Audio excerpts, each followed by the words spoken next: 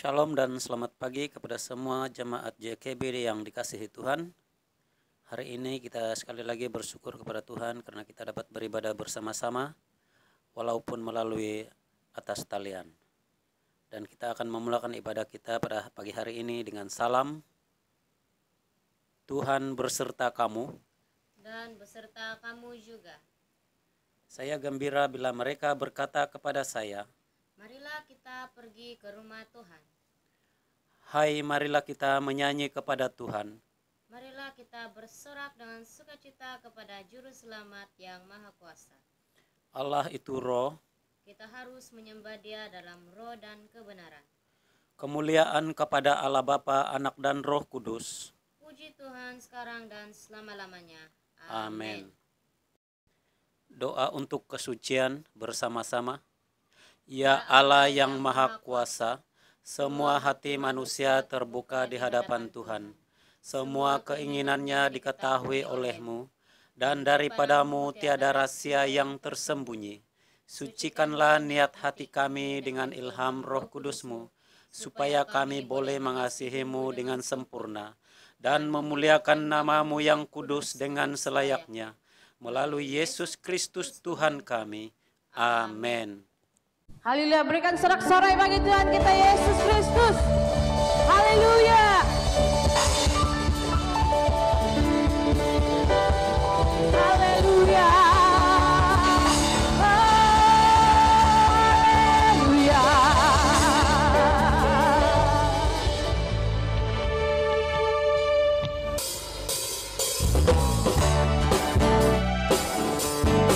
Terima sukacita surga.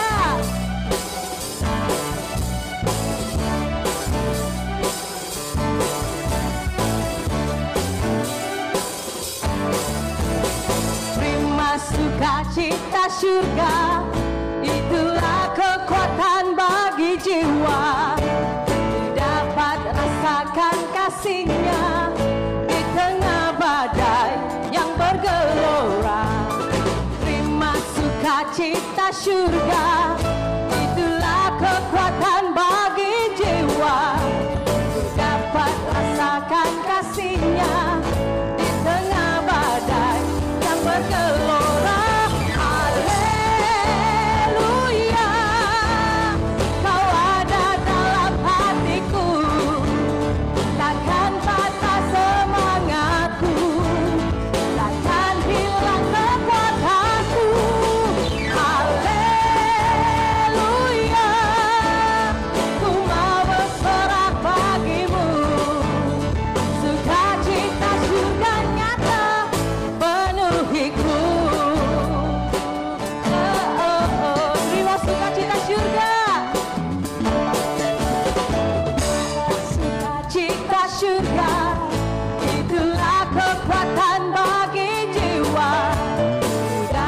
Rasakan kasihnya di tengah badai yang bergelora. Terima sukacita surga, itulah kekuatan bagi jiwa. Ku dapat rasakan kasihnya di tengah badai yang bergelora. Haleluya, Kau ada dalam hatiku. Takkan patah semangatku, takkan hilang kekuatanku. Haleluya,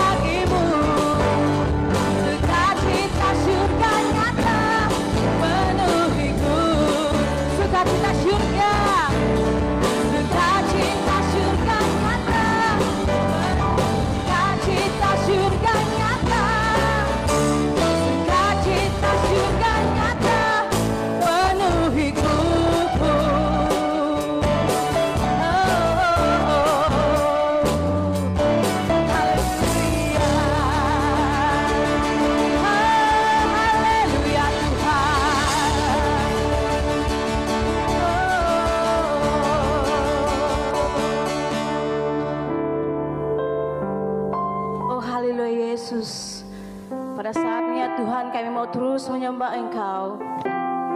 Bila sukacita syurga memenuhi hati kami, dan pada saatnya Tuhan, bila segenap hati kami, jiwa kami mau terus menyembah Engkau, datang kepada Engkau. Oh haleluya Yesus. Kami bersyukur Tuhan di atas pimpinan-Mu sepanjang tahun yang lalu, hinggalah pada tahun yang baru ini ya Tuhan. Bila penyertaan-Mu, pemeliharaan Tuhan terus beserta. Oh haleluya Yesus.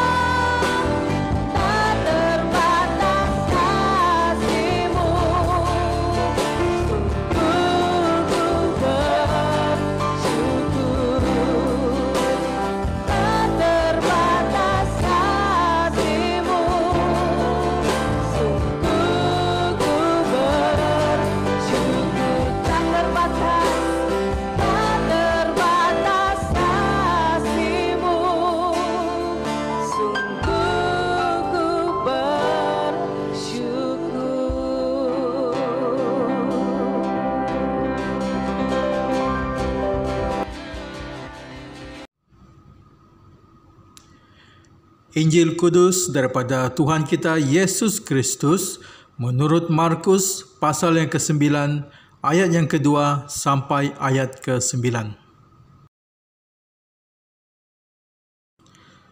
6 hari kemudian, Yesus membawa Petrus, Yakobus dan Yohanes dan bersama-sama dengan mereka, ia naik ke sebuah gunung yang tinggi. Di situ mereka sendirian saja. Lalu Yesus berubah rupa di depan mata mereka dan pakaiannya sangat putih berkilat-kilat. Tidak ada seorang pun di dunia ini yang dapat menggelentang pakaian seperti itu. Maka nampaklah kepada mereka Elia bersama dengan Musa, keduanya sedang berbicara dengan Yesus. Kata Petrus kepada Yesus, "Rabi, betapa bahagianya kami berada di tempat ini. Baiklah kami dirikan 3 kemah, 1 untuk engkau, 1 untuk Musa dan 1 untuk Elia." Ia berkata demikian sebab tidak tahu apa yang harus dikatakannya, kerana mereka sangat ketakutan. Maka datanglah awan menaungi mereka dan dari dalam awan itu terdengar suara, "Inilah anak yang kukasihi, dengarkanlah dia." Dan sekonyong-konyong waktu mereka memandang sekeliling mereka, mereka tidak melihat seorang pun lagi bersama mereka, kecuali Yesus seorang diri. Pada waktu mereka turun dari gunung itu, Yesus berpesan kepada mereka supaya mereka jangan menceritakan kepada seorang pun apa yang telah mereka lihat itu, sebelum Anak Manusia bangkit dari antara orang mati. Inilah Injil Kristus. Doa hari ini, minggu pertama sebelum puasa. Bersama, Tuhan yang penuh belas kasihan, berilah pengampunan dan damai sejahtera kepada umat-Mu yang setia, supaya kami disucikan daripada segala dosa kami, dan melayani Engkau dengan pikiran yang tentram, melalui Yesus Kristus Tuhan kami. Amin. Pembacaan firman Tuhan diambil dari Kisah Para Rasul, pasal 13, ayat yang pertama hingga ayat yang ke-7. Pada waktu itu dalam jemaat di Antioquia ada beberapa nabi dan pengajar, yaitu Barnabas dan Simeon yang disebut Niger, dan Lukius orang Kiren, dan Manahem yang diasuh bersama dengan raja wilayah Herodes, dan Saulus. Pada suatu hari ketika mereka beribadah kepada Tuhan dan berpuasa, berkatalah Roh Kudus, "Khususkanlah Barnabas dan Saulus bagiku untuk tugas yang telah kutentukan bagi mereka." Maka berpuasa dan berdoalah mereka, dan setelah meletakkan tangan ke atas kedua orang itu, mereka membiarkan keduanya pergi.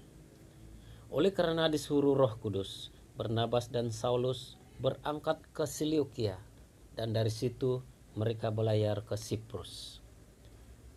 Setiba di Salamis, mereka memberitakan firman Allah di dalam rumah-rumah ibadat orang Yahudi, dan Yohanes menyertai mereka sebagai pembantu mereka. Mereka mengelilingi seluruh pulau itu sampai ke Pafos. Di situ mereka bertemu dengan seorang Yahudi bernama Bar Yesus. Ia seorang tukang sihir dan nabi palsu. Ia adalah kawan gubernur pulau itu, Sergius Paulus, yang adalah orang cerdas. Gubernur itu memanggil Barnabas dan Saulus karena ia ingin mendengar firman Allah. Inilah firman Tuhan. Shalom dan salam damai kepada semua jemaat yang dikasihi dalam Kristus.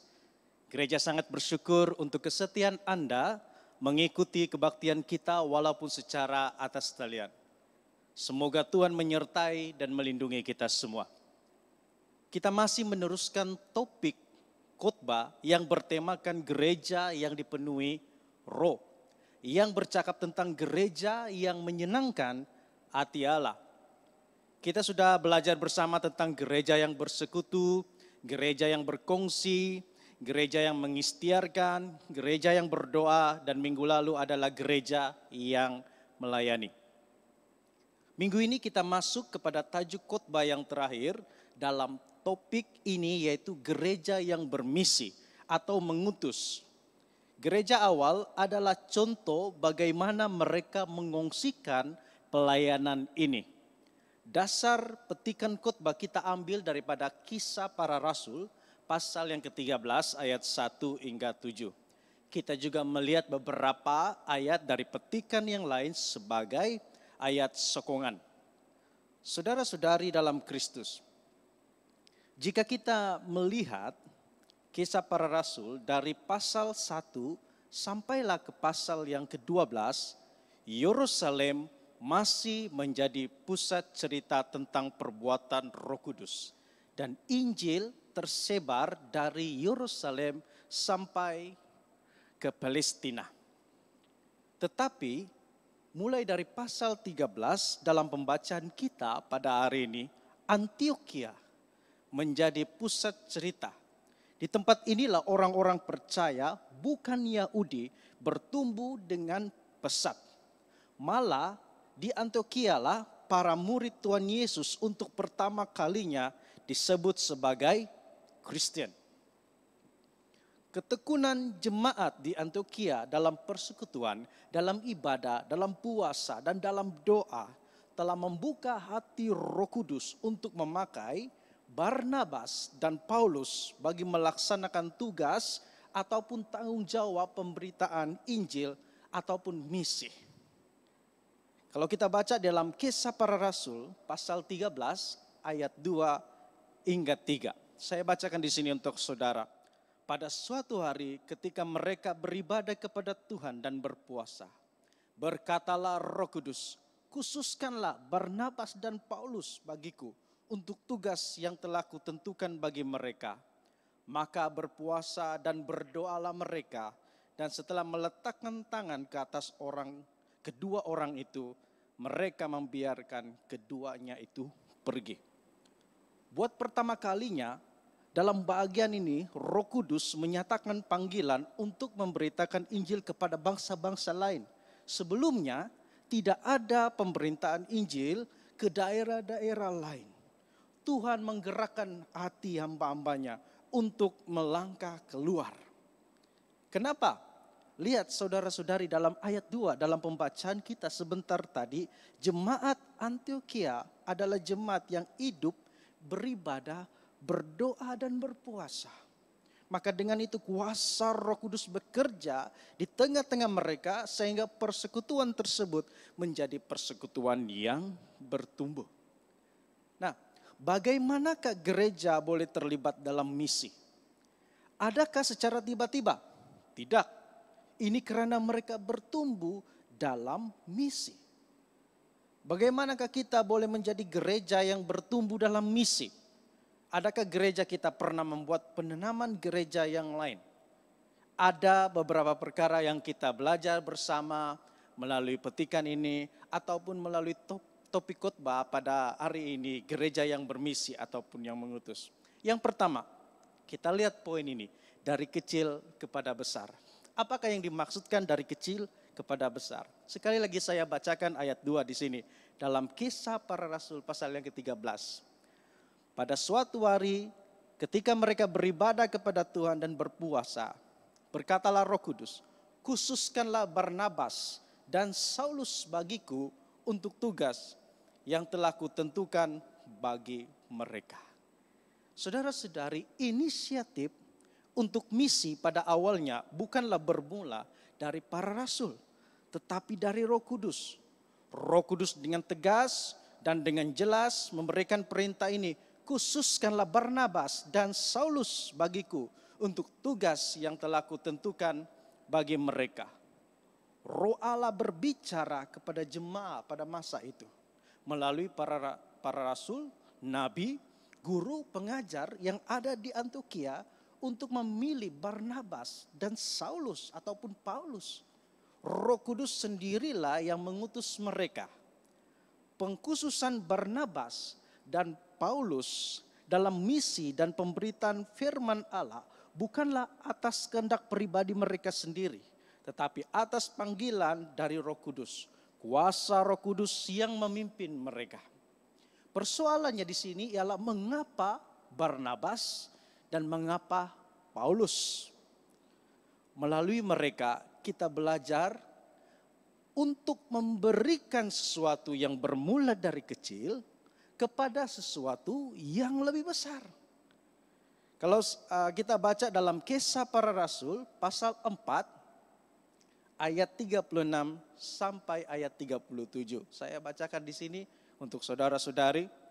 Demikian pula dengan Yusuf yang oleh rasul disebut Barnabas, artinya anak penghiburan, seorang Lewi dari Siprus. Ia menjual ladang miliknya, lalu membawa uangnya itu dan meletakkannya di depan kaki rasul-rasul. Saudara-saudari, Barnabas bertumbuh dengan pemberian. Barnabas bermula dengan memberi kepada orang percaya di Yerusalem. Dan sekarang, maksudnya pada masa itu di dalam Kisah Para Rasul 13, dia diberikan tugas untuk melayani orang yang tidak percaya di kalangan bukan Yahudi. Seterusnya, melalui mereka kita belajar tentang bekerja bermula dari kecil kepada besar. Itu terdapat dalam Kisah Para Rasul pasal 11 ayat 20 hingga 30, tetapi kita hanya baca ayat 24 dan ayat 25 saja. Saya bacakan di sini. Karena Barnabas adalah orang baik, penuh dengan Roh Kudus dan iman. Sejumlah orang dibawa kepada Tuhan. Lalu pergilah Barnabas ke Tarsus untuk mencari Saulus. Dan setelah bertemu dengan dia, ia membawanya ke Antiokhia. Iman ataupun kesetiaan yang nampaknya sedikit telah menghasilkan sesuatu yang lebih besar. Kesetiaan yang lebih besar, iman yang lebih besar. Sebab itu di dalam Lukas pasal 16 ayat 10 mengatakan demikian. Barang siapa setia dalam perkara-perkara kecil, ia setia juga di dalam perkara-perkara besar. Dan barang siapa tidak benar dalam perkara-perkara kecil, ia tidak benar juga di dalam perkara-perkara besar. Apa yang kita dapat belajar secara aplikasinya di sini? Baik secara individu ataupun secara gereja, secara jemaah, kita mesti belajar melibatkan diri dalam misi. Dimulai dengan doa, dimulai dengan memberi, dan pergi. Kita ada misi jangka pendek. Dan inilah yang terdapat dalam karakter pribadi kedua orang murid Tuhan Yesus ini. Barnabas dan Saulus. Mereka bermula dari yang kecil kepada sesuatu yang besar. Mereka memberi dari yang kecil kepada sesuatu yang besar. Mereka bekerja dari yang kecil, tapi menghasilkan sesuatu yang besar. Itu misi. Yang kedua ialah dari dekat kepada jauh. Nah, apa yang dimaksudkan dari dekat kepada jauh? Pembacaan di dalam Kisah Para Rasul pasal 13 ayat 2 sebentar tadi menyatakan tentang sikap Roh Kudus yang adalah bermisi. Roh Kudus menghendaki agar Injil atau pemberitaan firman Tuhan tidak hanya sampai kepada Yerusalem, tetapi keluar daripada Yerusalem. Visi ini sudah disampaikan lebih awal lagi di dalam Kisah Para Rasul. Dan ini selalu kita dengar Kisah Para Rasul. Saya bacakan untuk kita semua. Tetapi kamu akan menerima kuasa kalau Roh Kudus turun ke atas kamu, dan kamu akan menjadi saksiku di Yerusalem dan di seluruh Yudea dan Samaria dan sampai ke ujung bumi. Saudara-saudari, kalau Roh Kudus sudah memilih Barnabas dan Paulus, maka dia juga akan memimpin mereka. Samalah, kalau Roh Kudus memilih kita, maka dia juga akan memimpin kita.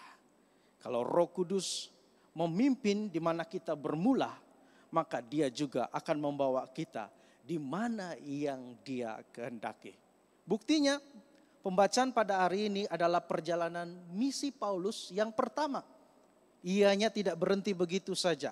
Selepas daripada Kisah Para Rasul 13 ada 2 misi perjalanan Paulus yang seterusnya. Jadi semuanya ada 3 perjalanan misi Paulus. Hinggalah Paulus sampai di Roma yang merupakan pusat atau dikenali sebagai ujung bumi oleh masyarakat dunia pada masa tersebut.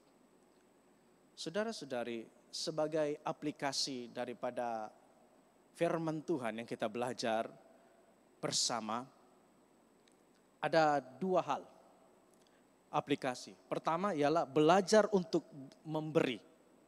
Bermula dari yang kecil kepada sesuatu yang besar. Adakah kita memberi dalam dana misi? Adakah gereja memberi untuk misi? Berapa peratus budget yang kita peruntukkan untuk misi? Atau kita hanya peruntukkan untuk perbaikan pemulihan gereja kita, gereja lokal? Saudara-saudari, jadikan gereja sebagai gereja yang memberi dalam hal kebajikan dan misi. Karena ini firman Tuhan. Kita memberi dan kita gunakannya untuk kemuliaan Allah, untuk kemuliaan Tuhan. Gunakan juga kebajikan kita kepada orang lain, bukan hanya kepada ahli jemaat kita sendiri. Saudara-saudari, begini. Karena kalau kita tidak dapat bagi kepada orang lain, bagaimana mungkin kita boleh terlibat dalam misi, dalam utusan, ataupun mengutus? Yang kedua aplikasinya ialah belajar untuk pergi. Tadi belajar untuk memberi, seterusnya belajar untuk pergi, bermula dari dekat kepada jauh. Mulalah dengan berdoa untuk misi. Selepas itu, mulalah dengan Yerusalem kita. Di mana Yerusalem kamu? Di mana Yerusalem saya? Yang berdekatan dengan kita lah. Kawasan kejiranan kita, perkampungan, daerah di negeri kita. Dan masa PKP ini sebenarnya adalah masa yang terbaik untuk belajar bermula daripada yang kecil. Selepas itu langkah seterusnya ialah Yudea dan Samaria. Di mana Yudea dan Samaria kita? Oh, Diocese of Sabah. Kita mengadaptasi satu pelayanan di dalam diocese, yaitu misi rakan kongsi gereja. Nah, saya dapat tahu daripada rakan sepelayanan ataupun PCC di JKB bahwa rakan kongsi gereja Inanam ialah Saint John Penangah. Memanglah dari segi keluasan dan jemaat mereka itu lebih besar dan lagi ramai. Tetapi tidak mustahil JKB atau Inanam boleh bermisi, membantu dan melakukan kebajikan kepada mereka. Kemudian yang terakhir sampai ke ujung bumi kita. Nah, sudah tentulah dalam pelayanan kita ada Provinsi Asia Tenggara, Provinsi Anglikan Asia Tenggara. Nah, sepanjang bulan Februari adalah masa untuk menyokong provinsi ini dalam pemberian. Sokonglah organisasi lain untuk bergerak di dalam misi. Saudara-saudari, sebagai kesimpulan atau sebagai penutup, gereja yang dipenuhi Roh mengajar kita untuk taat kepada firman Tuhan. Mengajar kita untuk saling berkongsi di dalam persekutuan. Mengajar kita untuk mengikhtiarkan kematian dan kebangkitan Tuhan Yesus kepada orang lain. Mengajar gereja untuk jemaat untuk terus berdoa. Mengajar gereja untuk terus melayani orang lain. Dan yang terakhir, mengajar kita untuk terlibat di dalam misi. Firman Tuhan sampai di sini. Kiranya Tuhan Yesus memberkati. Amin.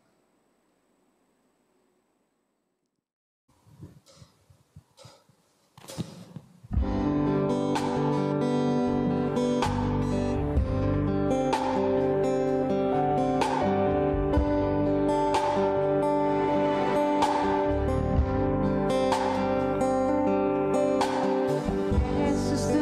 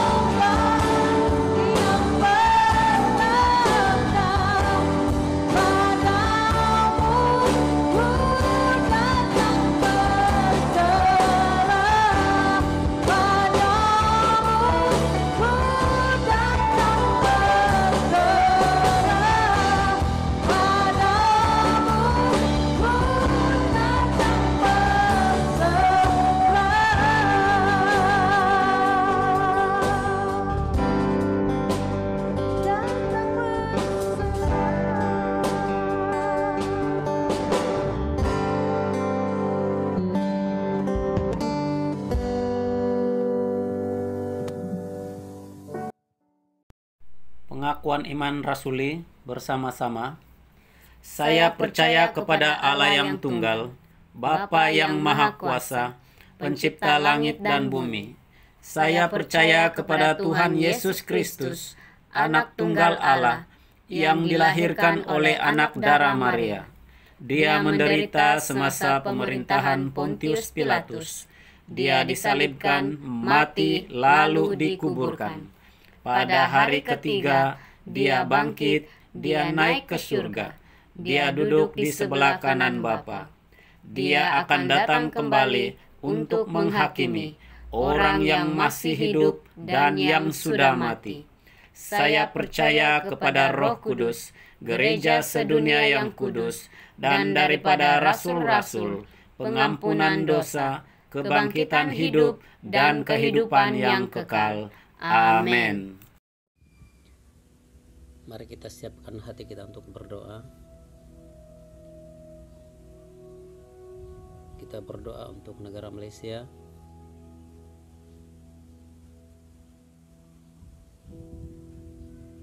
Supaya jemaat Tuhan di seluruh Malaysia akan dapat memperbaharui visi dan pelayanan mereka.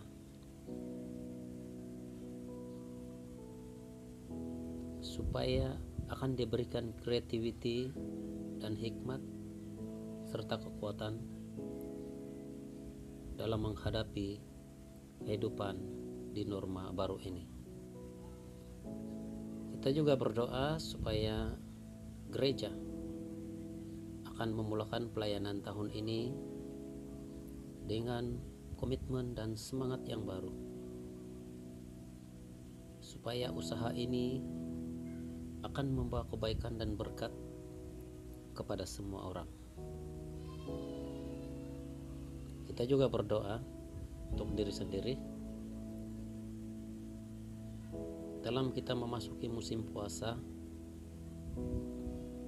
kita akan meluangkan banyak masa untuk memperbaharui hubungan kita dengan Yesus, meluangkan masa untuk bersekutu dengan Tuhan Yesus, meluangkan masa kita untuk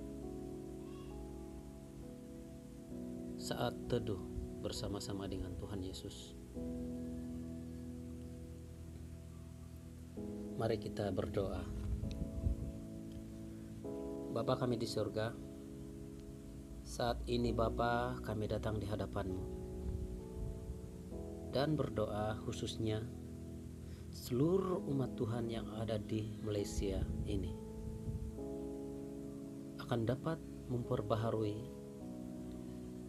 visi gereja-Mu dan pelayanan sebagai anak-anak Tuhan, supaya kami diberikan kreativiti, hikmat dan kebijaksanaan dalam menghadapi setiap keadaan dalam norma yang baru ini. Kami berdoa agar kasih dan kuasa-Mu selalu menuntun kami di saat kami dalam keadaan lemah dan tidak mampu untuk melakukan pelayanan, disebabkan keadaan-keadaan yang membuatkan iman kami goyah. Kami serahkan setiap jemaat dan anak-anak-Mu ya Tuhan di seluruh Malaysia ini, agar senantiasa dalam perlindungan dan penyertaan-Mu Tuhan, agar kami mampu berdiri teguh dan melayani Engkau dengan taat dan penuh sukacita dan penuh kuasa. Karena kami percaya Tuhan bahwa di luar Engkau kami tidak dapat melakukan apa-apa, tetapi apabila kami di dalam Engkau dan Engkau di dalam kami, segala sesuatu yang kami kerjakan, yang kami lakukan, semuanya berhasil karena campur tangan dan penyertaan. Bapa di surga, kami mau terus berdoa dan menyerahkan ke dalam tangan kasih-Mu, khususnya gereja-Mu, supaya akan terus memulakan pelayanan tahun ini dengan komitmen yang baru, semangat yang baru, pikiran yang baru, hidup yang baru, dan roh yang baru. Supaya semua ini akan mendatangkan kebaikan dan berkat kepada semua orang, terutama mereka yang belum mengenal dan menerima Yesus Kristus sebagai Tuhan dan Juru Selamat dalam kehidupan mereka. Seperti yang tertulis di dalam firman Tuhan dalam Efesus pasal 3 ayat 14 hingga ayat yang ke-21. Itulah sebabnya aku sujud kepada Bapa, yang daripadanya semua turunan yang di dalam surga dan di atas bumi menerima namanya. Aku berdoa supaya Ia menurut kekayaan kemuliaan-Nya menguatkan dan meneguhkan kamu oleh roh-Nya di dalam batinmu, sehingga oleh imanmu Kristus diam di dalam hatimu dan kamu berakar serta berdasar di dalam kasih. Aku berdoa supaya kamu bersama-sama dengan segala orang kudus dapat memahami betapa lebarnya dan panjangnya dan tingginya dan dalamnya kasih Kristus, dan dapat mengenal kasih itu sekalipun ia melampaui segala pengetahuan. Aku berdoa supaya kamu dipenuhi di dalam seluruh kepenuhan Allah. Bagi Dialah yang dapat melakukan jauh lebih banyak daripada yang kita doakan atau pikirkan, seperti yang ternyata dari kuasa yang bekerja di dalam kita. Bagi Dialah kemuliaan di dalam jemaat dan di dalam Kristus Yesus, turun-temurun sampai selama-lamanya. Amin. Mari kita berdoa untuk diri kita sendiri. Kita berdiam sejenak, dan lepas itu saya akan pimpin dalam doa penutup. Mari kita berdoa.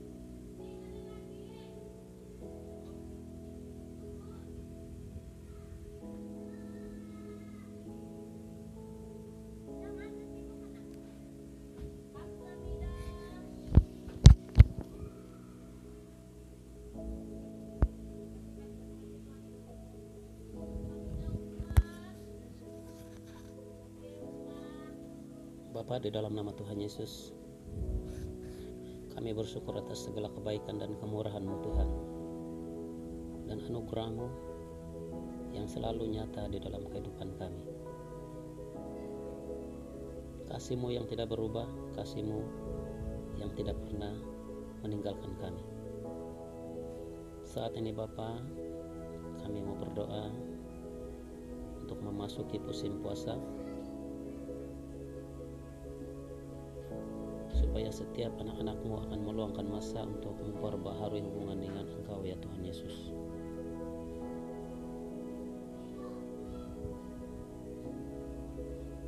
Kami bersyukur untuk segala kebaikan dan berkat-Mu Tuhan yang Engkau sediakan bagi kami, sehingga pada hari ini kami dapat berkumpul, beribadah, berdoa bersama-sama dengan jemaat-Mu, walaupun di atas talian. Saat ini Bapa, kami percaya bahwa setiap doa yang kami naikkan, yang kami pohonkan, Engkau sudah mendengarkannya. Terima kasih Tuhan. Kami serahkan semua doa ini dan permohonan ini ke dalam tangan-Mu. Dan kami mau kembalikan segala pujian, hormat, syukur, dan kemuliaan hanya di dalam nama Tuhan Yesus, Tuhan dan Penyelamat kami. Kami sudah berdoa dan mengucap syukur. Semua yang percaya katakan amin.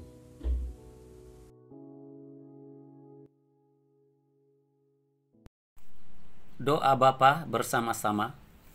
Bapa kami di surga, dikuduskanlah namamu, Datanglah kerajaan-Mu, jadilah kehendak-Mu di bumi seperti di surga. Berikanlah kami pada hari ini makanan kami sehari-hari. Ampunilah kami akan dosa-dosa kami, seperti kami juga mengampuni orang yang bersalah kepada kami. Janganlah membawa kami ke dalam pencobaan, tetapi lepaskanlah kami daripada yang jahat. Karena Engkaulah yang empunya kerajaan, kuasa dan kemuliaan, sekarang dan selama-lamanya. Amin. Pengakuan dosa. Karena demikianlah Allah mengasihi dunia ini, sehingga diberikannya anaknya yang tunggal, Yesus Kristus, untuk menyelamatkan kita daripada dosa, untuk menjadi pengantara kita di surga, dan membawa kita kepada hidup yang kekal. Oleh karena itu, marilah kita mengakui dosa-dosa kita dengan sesal serta beriman, dan berniat hendak melakukan hukum-hukum Allah, serta hidup dalam kasih dan damai dengan semua manusia. Bersama Allah yang penuh belas kasihan, Bapa kami di surga, Pencipta kami dan Hakim kami, kami telah berdosa terhadap Engkau dan terhadap sesama manusia, baik dalam pikiran, perkataan, dan perbuatan, melalui kelalaian, kelemahan, dan kesalahan yang disengajakan. Kami sekarang bertaubat dan benar-benar menyesal sebab kesalahan kami. Bapa, ampunilah kami demi anak-Mu, Yesus Kristus yang telah mati untuk kami. Kuatkanlah kami supaya dapat mengasihi dan mentaati-Mu dalam kehidupan yang baru, melalui Yesus Kristus Tuhan kami. Amin.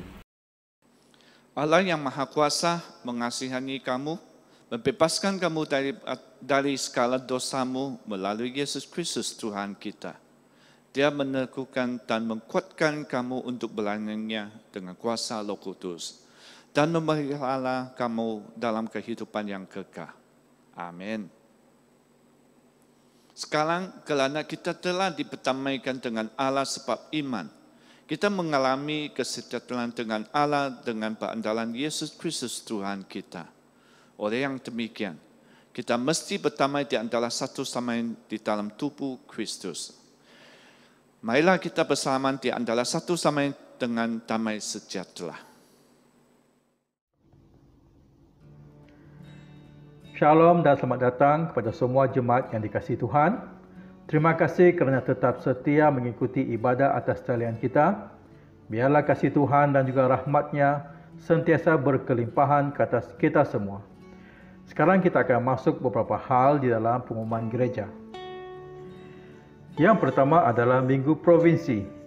Minggu ini adalah Minggu Provinsi, jadi jemaat boleh memberikan sumbangan untuk provinsi kita sepanjang bulan Februari ini dengan menulis Minggu Provinsi di atas sampul persembahan anda, ataupun sekiranya menggunakan online banking ataupun bus, sila catatkan ataupun tuliskan Minggu Provinsi di bahagian reference sebagai rujukan pihak gereja. Sempena Tahun Baru Cina ini, saya mewakili pihak kepimpinan gereja iaitu Archdeacon Moses Chin dan juga keluarga, Reverend Paul dan juga keluarga, Reverend Billy dan juga keluarga, serta seluruh anggota PCC dan keluarga masing-masing ingin mengambil kesempatan ini untuk mengucapkan Selamat Tahun Baru Cina Kong Si Fa Cai kepada jemaat-jemaat kita yang berbangsa Cina ataupun yang mempunyai darah kacukan Cina. Semoga Tuhan memberkati kita semua. Untuk update pelayanan sel grup JKB, pelayanan sel JKB akan bermula bulan ini, di mana sel kanak-kanak akan diadakan pada setiap Sabtu secara atas talian. Manakala persekutuan muda-mudi pula akan diadakan pada minggu yang kedua dan juga minggu yang keempat setiap bulan pada jam 8 malam secara atas talian melalui Google Meet. Sel dewasa juga akan berjalan bulan ini dan Reverend Billy akan melawat setiap sel dewasa secara bergiliran melalui atas talian untuk bersekutu dengan anggota-anggota sel tersebut. Oleh itu, Anggota-anggota sel bolehlah berhubung dengan pemimpin sel masing-masing untuk mendapatkan info yang lebih detail tentang perjumpaan sel anda dan juga lawatan Reverend ke atas sel masing-masing. Tidak lupa juga, hari ini adalah hari Valentine Day, jadi sel muda-mudi akan mengadakan satu cabaran, iaitu cabaran pick up line. Jadi muda-mudi yang ingin mengetahui pick up line siapakah yang menarik, bolehlah ikut serta Valentine muda-mudi secara atas talian melalui Google Meet jam 8 malam ini.